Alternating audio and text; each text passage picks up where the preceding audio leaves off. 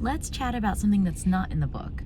So Lotus was the last kid to live with us, and she had to get used to Western food when Dad cooked it for her, right?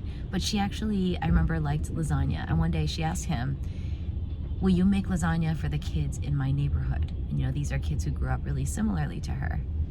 And if you need information about Lotus and you haven't read the book, you can check the details below this post. So anyway, we brought some friends. Dad made enough lasagna and salad for like 15 kids, and we all went to her old neighborhood and served it. And then Laini went in as like sort of one of us going in to serve these kids.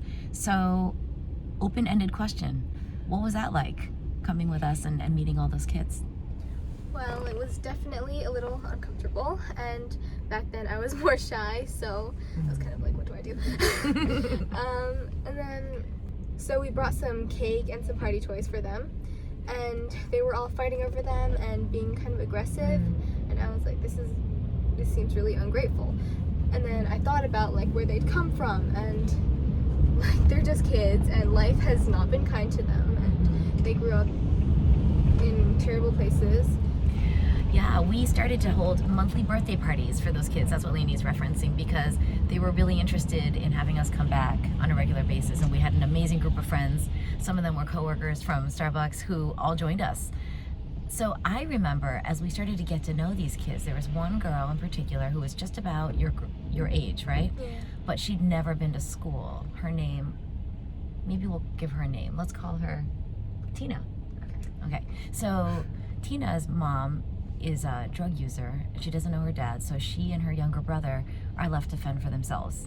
She's never gone to school. She's never been to a hospital. She has to steal food to eat most of the time. So she started telling us about her life, and she really gravitated to Laini. And I remember a lot of times she would just grab you and sit next to you.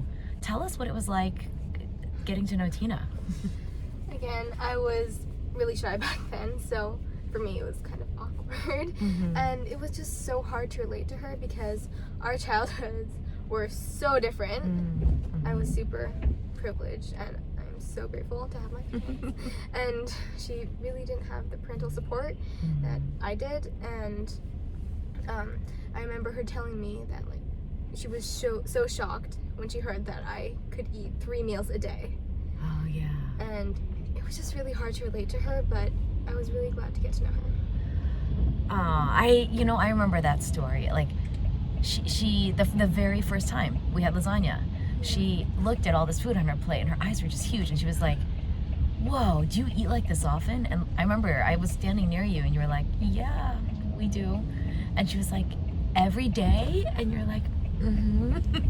And then she was like, how many times a day do you eat? And I remember you probably felt the same way I did, because we both suddenly felt like really gluttonous, like, oh my gosh, we eat 3 times a day, sometimes more.